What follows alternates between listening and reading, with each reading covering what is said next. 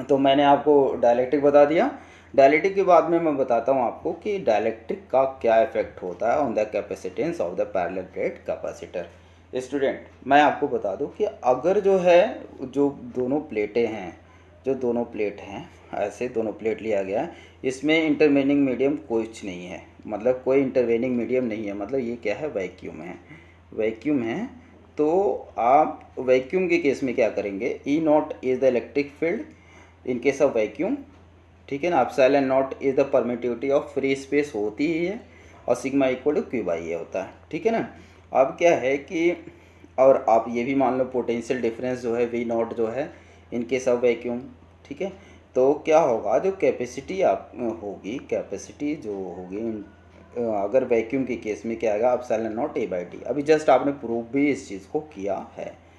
अब क्या है कि अगर मान लो उसके बीच में आपने डायलेक्ट्रिक मीडियम डाल दिया, उसके बीच में आपने डायलेक्ट्रिक मीडियम डाला, तो जब डायलेक्ट्रिक मीडियम आप डालते हैं तो फील्ड क्या होती है, उसमें रिड्यूस होती है। हमने आपसे बताया था polarisation of dielectric. Polarisation of dielectric में फील्ड क्या होती है, जीरो नहीं होती है, वो क्या होती है, रिड्यूस होती है। फील्ड क्या होती है, रिड्यूस होती है, ठीक है ना। अब क्या है कि फील्ड अगर रिड्यूस होती है तो फील्ड इस तरह से रिड्यूस होगी। अब आपको पता है V और E, मैंने ये लिया है V जो है, अगर ये प्लेट के बीच में कोई डायलेक्ट्रिक हमने डाल दिया, ये डायलेक्ट्रिक हमने डाल दिया विद डायलेक्ट्रिक कांस्टेंट के, तो यहाँ पे पोटेंशियल V ले लिया, इलेक्ट्रिक फील्ड क्या ले लिया हमने, E। नॉट टर्म नहीं यूज़ किया है, तो V इक्वल इंटू डी। अब इसका यूज़ करके करेंगे तो ये रिलेशन आएगा।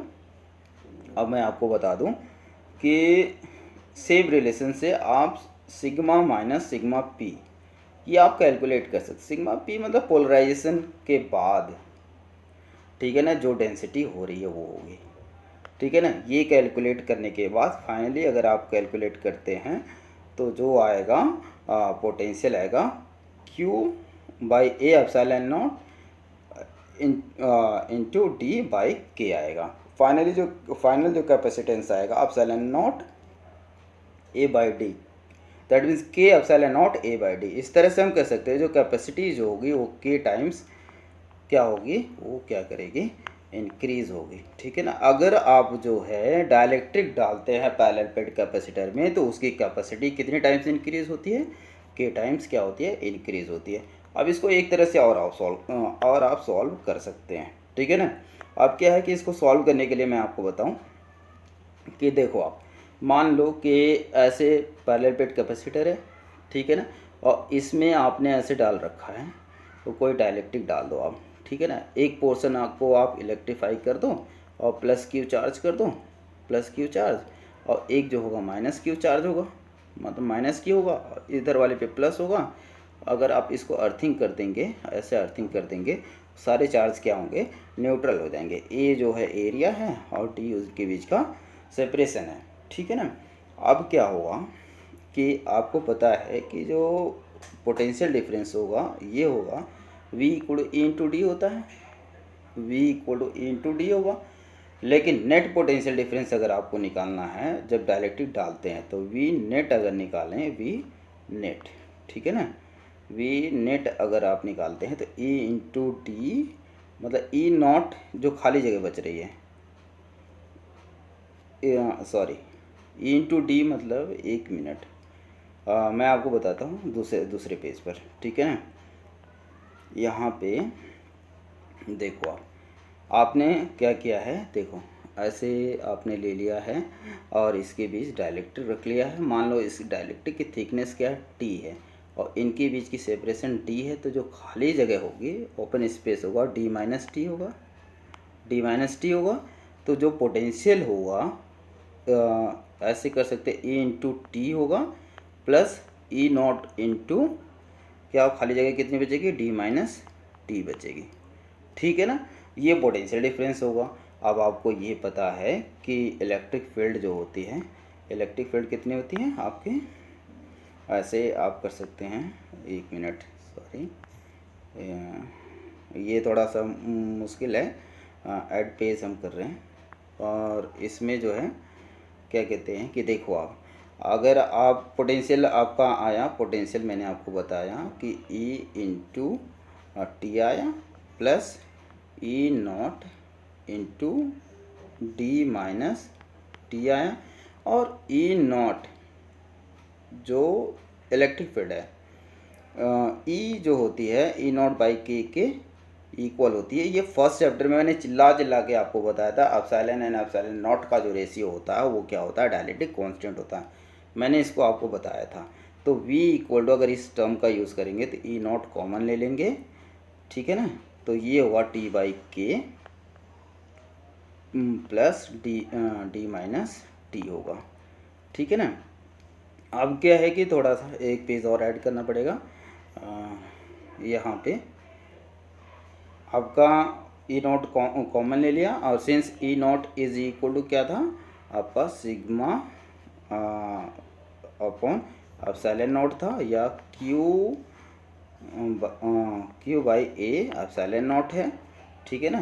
तो आपका जो होगा ई नॉट की वैल्यूज उसमें सब्स्टिट्यूट करने के बाद C equal to Q by V करेंगे। क्यू बाई वी अगर आप करते हैं तो फाइनल आपका रिलेशन क्या आएगा, सी इज इक्वल टू ऐसे आएगा एप्सिलॉन नॉट ए, और ये आएगा आपका टी बाई के प्लस डी माइनस टी आएगा, ये रिलेशन आएगा। और एक पेज और हमें ऐड करना पड़ेगा, और यहाँ पे एक पेज अगर और हम ऐड करते हैं, वेट, तो फाइनली आपका D इक्वल टू, अगर T ले लेते हैं पूरा फिल कर देते हैं तो क्या आ जाएगा, C इक्वल टू आ जाएगा के epsilon naught A by D आएगा, ठीक है ना। दैट मीन्स पहले की जो कैपेसिटी होगी उसका क्या होगा, के टाइम्स वो बढ़ जाएगा। ये डेरिवेशन आप देख लेना प्लीज़।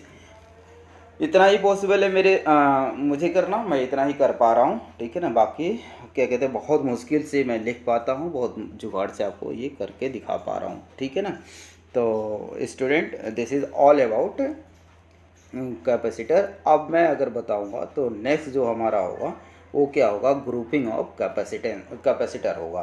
तो कैपेसिटर की ग्रुपिंग होती है, उसको मैं आपको बता रहा हूँ। सो बच्चों, मैंने capacity of parallel plate capacitor बता दिया आपको, ये भी बता दिया, और इसका क्या कहते हैं कि डाइलेक्ट्रिक स्लैब के साथ किस तरह से इसका वेरिएशन होगा। देखो आप ये वाली चीज़ें जो मैं करके वहाँ दिखा रहा था यहाँ पे मैंने लिख रखा है, ठीक है ना। तो फाइनली पोटेंशियल इस टर्म में आएगा, और पोटेंशियल अगर इस टर्म में आता है तो आप क्या कर सकते हैं, इनको सॉल्व करके देखेंगे तो D minus T plus T by के टर्म में आएगा। अगर यहाँ पर टी इक्वल टू आप डी लेते हैं, मतलब पूरा फिल कर देते हैं, तो कैपेसिटी क्या हो जाएगी, के टाइम्स क्या होगी, इंक्रीज हो जाएगी। क्लियर। अब मैं आपको बताता हूँ energy stored in a parallel plate capacitor.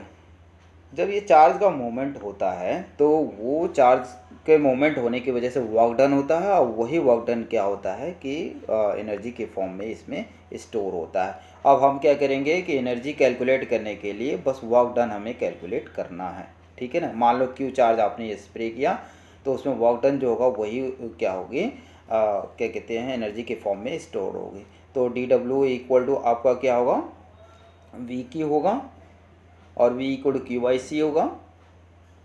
Since अभी आपको जस्ट बताया Q equal to C equal to Q by V बताया, तो V इक्वल टू क्या हो जाएगा आपका, V equal to Q by C होगा। इसको याद करने का तरीका क्या है, आप एक काम करना, देखो आप इसको करने के लिए आप एक ऐसे ट्रायंगल बना लेना, ठीक है ना। और इस ट्रायंगल में आप यहाँ पे रख लेना Q रख लेना इक्वल टू सी वी। अब यहाँ पे C निकालना है, C निकालना है तो क्यू बाई वी कर लेना, V निकालना है तो क्यू बाई सी कर लेना, Q निकालना है तो सी वी आप कर सकते हैं, ठीक है ना। तो ये लर्न करने का तरीका इसमें रखा है, और फाइनली इसको इंटीग्रेट किया है।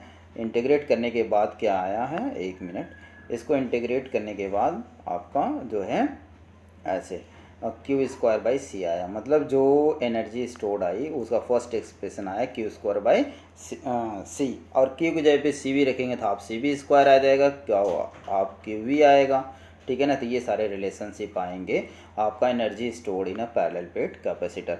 अब इसी से रिलेटेड थोड़ा सा एक क्वेश्चन और लोग बढ़ा देते हैं, कैलकुलेट एनर्जी डेंसिटी।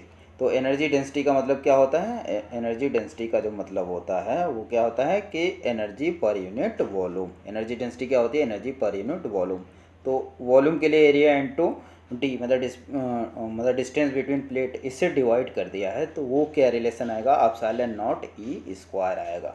ठीक है ना। इसका डेरिवेशन कभी कभी पूछा जाता है, इसका डेरिवेशन कभी कभी पूछा जाता है। ठीक है ना। अब मैंने आपसे कहा कि नेक्स्ट जो हम वो पढ़ेंगे ग्रुपिंग ऑफ कैपेसिटर। ठीक है ना। ग्रुपिंग ऑफ कैपेसिटर के लिए क्या होता है, देखो आप, एक मिनट जस्ट, एक होता है सीरीज़ और एक होता है पैरेलल। ठीक है ना। तो इसमें नहीं है, मैं आपको बता दूंगा। अब क्या होगा कि देखो आप, ग्रुपिंग ऑफ कैपेसिटर के लिए हम अगर करें तो अगर हमारे पास देखो जो ग्रुपिंग ऑफ कैपेसिटर होती है, बता रहा हूँ, वेट वेट वेट एक मिनट। जो ग्रुपिंग कैपेसिटर होगा, एक होता है सीरीज़ होता है, और सीरीज़ में क्या होते हैं, मान लो हमारे पास दो कैपेसिटर हैं और डिफरेंट कैपेसिटी के हैं, इनको हम क्या करते हैं, इस तरह से सीरीज़ में कनेक्ट करते हैं। अब इनको हमने क्या किया, मान लो इलेक्ट्रीफाइंग किया, कोई चार्ज ऐसे किया, प्लस क्यू चार्ज किया, प्लस क्यू चार्ज हमने इलेक्ट्रीफाइंग किया, तो अब क्या होगा, इस वाले पे माइनस क्यू होगा, इस पे प्लस क्यू होगा, फिर इस पे माइनस, इसके अंदर वाले पे माइनस क्यू होगा, इस पे प्लस क्यू होगा, और ये क्या होगा, अर्थिंग अगर हम कर देंगे तो सारे क्या होंगे, न्यूट्रल हो जाएंगे। दैट मीन्स क्या है कि अगर इसके क्रॉस पोटेंशियल डिफरेंस V1 है, इसके क्रॉस V2 है, तो नेट पोटेंशियल डिफरेंस क्या होगा, V1 प्लस V2 होगा। अभी जस्ट हमने आपको एक तरीका बताया याद करने का कि Q ऐसे रख लो इक्वल टू CV रख लो। अब क्या होगा, चार्ज तो दोनों में सेम हो रहा है, Q क्या है, दोनों में सेम हो रहा है, और अगर Q सेम हो रहा है तो इनका यूज़ करके आप निकालेंगे जो नेट कैपेसिटी आएगी C1 प्लस C2 के टर्म में आएगी। इस तरह से अगर n कैपेसिटर एक साथ ऐड होते हैं तो क्या होगा कि उनकी capacity, wait wait wait wait wait, ये गलत हो रहा है, ये गलत हो रहा है। ठीक है ना। अब Q क्या होता है, सेम होता है। अब मैं आपको थोड़ा सा एक बार और ऐड करना पड़ेगा पेज को, एक मिनट, सॉरी, ये क्या है, यहाँ पर जो होता है V इक्वल टू होता है आपका Q बाई C होता है, तो V1 equal to Q by C1 होगा, और V2 equal to Q by C2 होगा। तो फाइनल जो कैपेसिटी आएगी 1/C equal to 1/C1 plus 1/C2 आएगी। अगर आप इसको ट्रिक के माध्यम से देखें, ट्रिक आप एक छोटा सा बनाएं तो कैपेसिटी ऐसे लिख सकते हैं। जो ट्रिक अगर थोड़ा सा आप देखें छोटा सा, तो छोटा सा ट्रिक क्या होगा, C1 into C2 upon C1 plus C2, C1 plus C2 होगा। ठीक है ना। ये ट्रिक होगा अगर दोनों सीरीज में होते हैं तो। अब क्या है, अगर दोनों पैरेलल में हों, अगर ये दोनों पैरेलल में हों, अगर ये पैरेलल में होते हैं तो क्या होगा कि एक कैपेसिटर ऐसे है, मान लो कि एक कैपेसिटर यहाँ पे लगा दिया, एक कैपेसिटर यहाँ पे लगा दिया। अब इनको क्या करेंगे, किसी सेम सोर्स से कनेक्ट कर दिया, इसकी कैपेसिटी C1 है, इसकी C2 है, तो नेट चार्ज जो होगा Q इक्वल टू, अगर मान लो यहाँ Q जा रहा है तो दो पार्ट में डिवाइड हो जाएगा, एक होगा Q1, एक होगा Q2, तो नेट चार्ज जो होगा Q1 प्लस Q2 होगा। अब डेफिनेटली इनको अगर आप इनकी वैल्यूज़ रखते हैं तो C इक्वल हो जाएगा C1 प्लस C2 होगा। ठीक है ना। पोटेंशियल डिफरेंस दोनों के क्रॉस क्या होगा, सेम होगा। दैट मीन्स अगर ये पैरेलल में कनेक्ट होते हैं तो, अगर ये पैरेलल में कनेक्ट होते हैं, इनका पैरेलल कनेक्शन होता है, तो ये क्या होंगे, पैरेलल कनेक्शन में, सॉरी ये लिखने मिल रहा है, पैरेलल कनेक्शन में क्या कहते हैं कि ये कैपेसिटी डायरेक्ट ऐड हो जाती है। तो मैंने कैपेसिटेंस भी कंप्लीट कर दिया। अब क्या होगा, एनसीईआरटी एग्जाम्पलर प्लस एनसीईआरटी के क्वेश्चंस हम लोग करेंगे। ठीक है ना। और जो भी टॉपिक बच गया उसको लेटर ऑन हम लोग डिस्कस करते रहेंगे। ठीक है।